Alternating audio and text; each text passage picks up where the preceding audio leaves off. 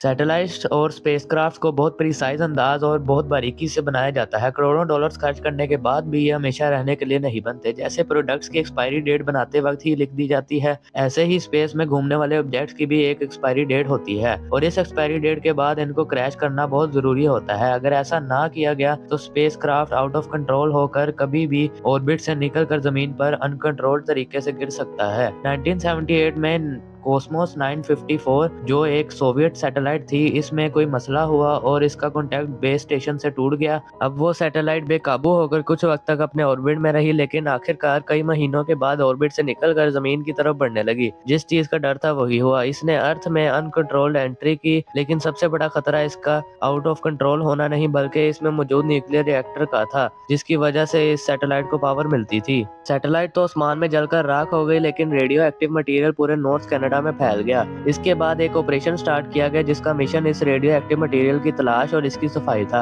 यह अपनी तर्ज का सबसे बड़ा ऑपरेशन था, जिसको ऑपरेशन मॉर्निंग लाइट का नाम दिया गया। खुशकिस्मती से इसमें किसी का कोई नुकसान नहीं हुआ, लेकिन इस हादसे के बाद सैटेलाइट को न्यूक्लियर के जरिए चलाने के नुकसान की झलक दुनिया ने देख ली। इसके अलावा 1997 में ओक्लाहोमा से ताल्लुक रखने वाली लेटी विलियम्स पार्क में वॉक कर रही थी कि अचानक इनके कंधे पर कोई चीज आकर गिरी। मालूम पड़ा कि ये डेल्टा 2 रॉकेट का टुकड़ा है जो मीलों दूर एटमॉस्फेयर में दाखिल होते बिखर गया था। लेटी विलियम्स को इस हादसे में कोई चोट नहीं लगी, लेकिन इस हादसे ने सबकी आंखें खोल दी। ऐसे वाकयात फ्यूचर में पेश ना आए, इसीलिए स्पेसक्राफ्ट को ओशन के वीरान हिस्से में गिराया जाता है। जब तक पॉइंट नीमो डिस्कवर नहीं हुआ था तब भी ये काम पैसिफिक ओशन या रिमोट एरियाज पर किया जाता था।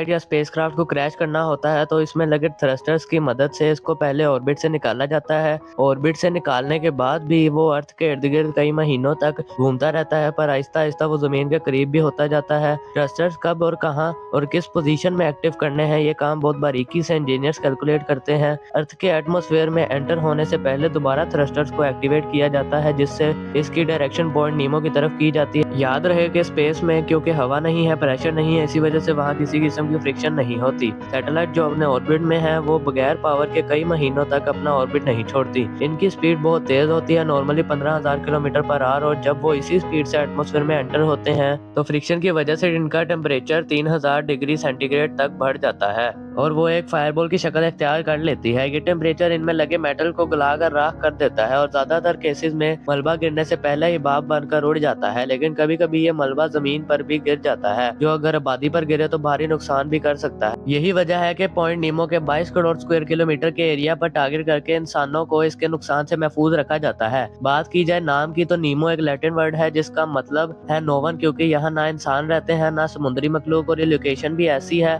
कि यहाँ से शिप्स का गुजर भी नहीं होता। वेजल्स ऐसी लोकेशन को अवॉइड करते हैं जहाँ प्रॉब्लम की सूरत में मदद आना मुश्किल हो। अगर आप पॉइंट नीमो में फंस जाए तो यहाँ शिप्स के आने में 2 हफ्ते लग जाएंगे और 3000 किलोमीटर ट्रेवल करने वाले हेलीकॉप्टर सिर्फ गिने चुने हैं, जिसमें Sikorsky S-92, Agosta Westland AW101 और लॉकहीड मार्टिन V71 शामिल हैं, और इनकी भी कोई गारंटी नहीं है कि वो 3000 किलोमीटर का डिस्टेंस रिफ्यूलिंग के बगैर तय कर सके, और अगर कर भी लिया तो वापसी का फ्यूल नहीं बचेगा। पॉइंट नीमो तक पहुंचना और इसमें साइंटिफिक रिसर्च करना एक ख्वाब है। हो सकता है आने वाले वक्त में यहाँ रिसर्च हो और 1977 में आने वाली आवाजों के राज बेनकाब हो सकें।